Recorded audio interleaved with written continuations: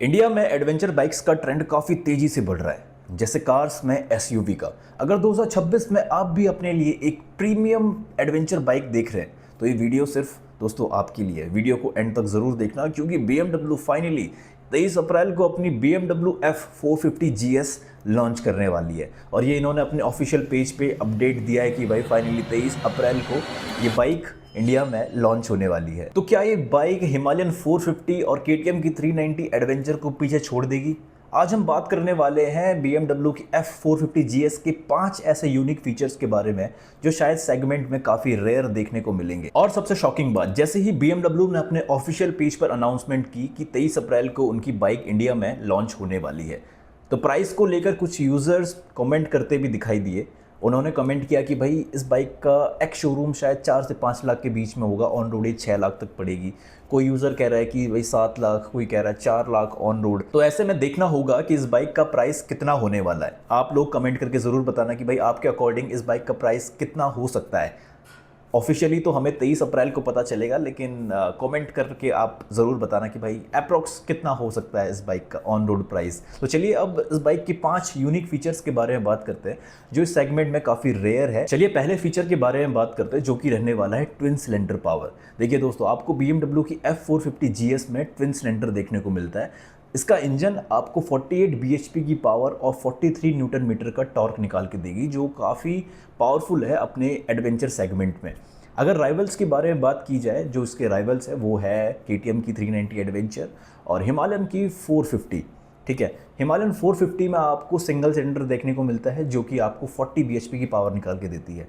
Adventure 390 की बात की जाए KTM की, तो वो आपको सिंगल सिलेंडर, वो भी सिंगल सिलेंडर देखने को मिलती है, लेकिन ये थोड़ी सी पावर ज़्यादा निकालती है हिमालयन से। ये आपको 46 bhp की पावर निकाल के देगी, जो कि अपने सेगमेंट में काफ़ी बढ़िया है। लेकिन BMW ने सोचा क्यों ना इस सेगमेंट में थोड़ा सा और इम्प्रूव किया जाए, थोड़ी सी और पावर दी जाए, तो BMW ने और पावर बढ़ा के दी है। तो अब समझते हैं कि भाई ट्विन सिलेंडर और सिंगल सिलेंडर में क्या डिफरेंस होता है। टेक्निकल लैंग्वेज में नहीं जाएंगे कि भाई ये ट्विन सिलेंडर कैसे काम करता है, सिंगल सिलेंडर कैसे काम करता है। सिंपल समझते हैं कि भाई सिंगल सिलेंडर जो होता है वो उसमें वाइब्रेशन बहुत होता है ना, उसका इंजन इतना रिफाइंड नहीं होता है।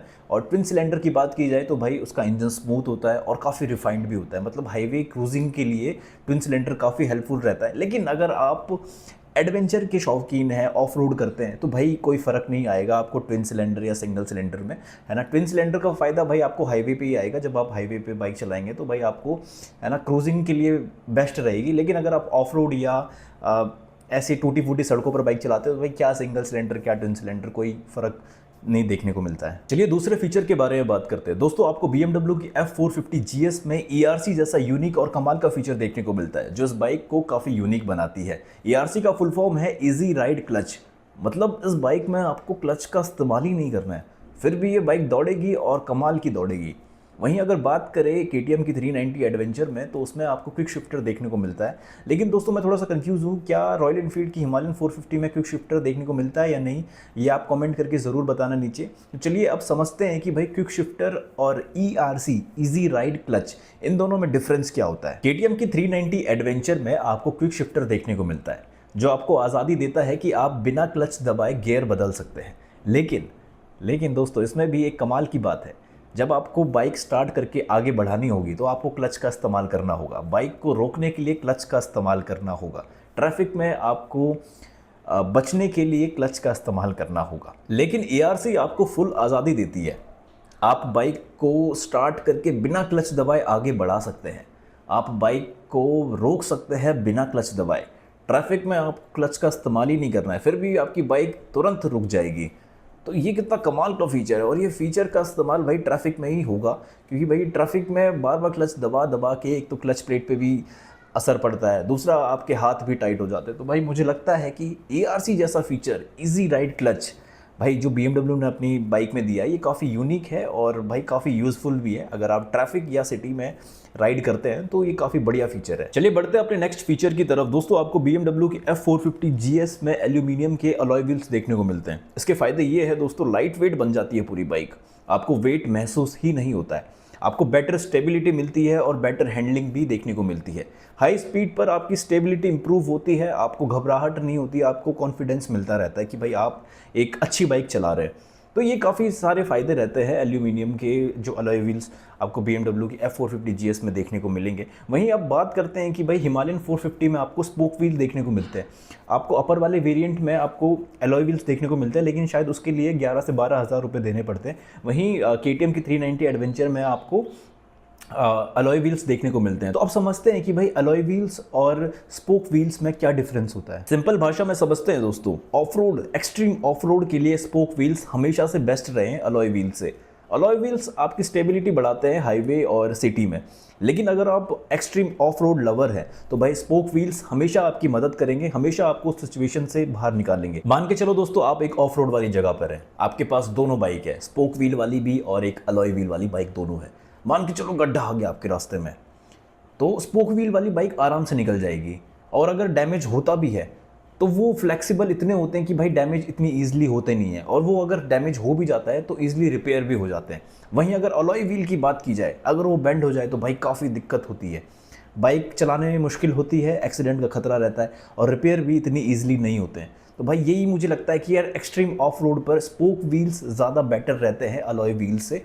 तो इसीलिए भाई हिमालयन 450 अपने जो स्टैंडर्ड वेरिएंट है उसमें स्पोक व्हील देती है। लेकिन BMW ने अपनी F450 GS में अलॉय व्हील डाले हैं, क्योंकि भाई उनका फोकस सिटी, हाईवे और ऑफ रोड पर है। लेकिन एक्सट्रीम ऑफ रोड पे भाई आज भी स्पोक व्हील ज़्यादा कारगर नज़र आते हैं भाई अलॉय व्हील्स के मुताबिक। अगर आप BMW की F450 GS लेना चाहते हैं और आपका पर्पज़ है कि भाई आपको सिर्फ पहाड़ों पर या ऑफ रोड करनी है, तो भाई ये बाइक आपके लिए गलत ऑप्शन होने वाली है दोस्तों, क्योंकि अलॉय व्हील की वजह से आपको काफ़ी दिक्कत होने वाली है। लेकिन अगर आप सिटी या हाईवे राइड पे जाते हैं, हाईवे राइड आप करते हैं और आपको एक प्रीमियम ब्रांड वाली फील चाहिए, BMW का लोगो चाहिए और भाई एक्सट्रीम पावर चाहिए, तो आप ज़रूर BMW की F450 GS की तरफ जा सकते हैं।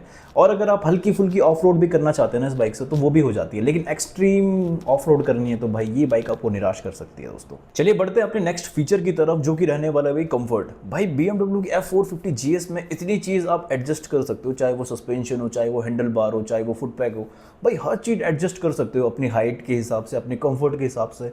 तो भाई ये काफ़ी बढ़िया चीज़ लगी यार। BMW ने अपनी F450 GS में कंफर्ट का पूरा ध्यान दिया है। भाई इस बाइक में आपको 3 सीट्स ऑप्शंस देखने को मिलते हैं, एडजस्टेबल हैंडल बार आपको देखने को मिलता है, एडजस्टेबल लीवर्स आपको देखने के लिए मिलते हैं, फुट पैक भी आप एडजस्ट कर सकते हैं। भाई जो सीट हाइट है वो है 830, 845 और 865 mm की। मतलब भाई हर हाइट के राइडर के हिसाब से भाई आप एडजस्ट कर सकते हैं और अपने हाइट के अकॉर्डिंग आप बाइक को एडजस्ट करके बढ़िया चला सकते हैं भाई। तो ये फीचर मुझे काफ़ी बढ़िया लगा। चलिए दोस्तों, वेट के बारे में बात करते हैं। जितना कम वेट बाइक का रहता है उतनी अच्छी हैंडलिंग आपको मिलती है, उतना अच्छा आप उस बाइक से ऑफ रोड कर सकते हैं। तो चलिए KTM की 390 एडवेंचर के बारे में बात करते हैं। तो उसका वेट 182 किलोग्राम रहने वाला है। वहीं अगर BMW की F450 GS के बारे में बात करें तो उसका वेट सबसे कम है भाई, 178 किलोग्राम इस बाइक का वेट रहने वाला है। वहीं अगर हिमालयन 450 की बात करें तो भाई इसका वेट सबसे ज़्यादा है इन तीनों में से, 196 किलोग्राम इस बाइक का वेट रहने वाला है। तो भाई इसमें भी BMW विनर है, क्योंकि भाई इस बाइक का वेट सबसे कम है। तो सबसे कम वेट मतलब अच्छा कंट्रोल, अच्छा माइलेज।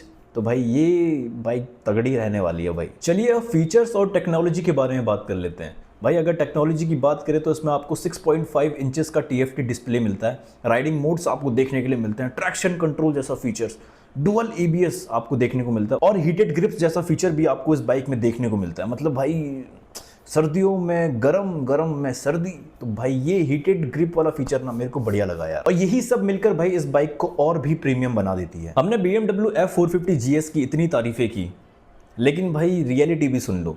भाई इस बाइक के प्राइस काफ़ी ज़्यादा भी हो सकते हैं।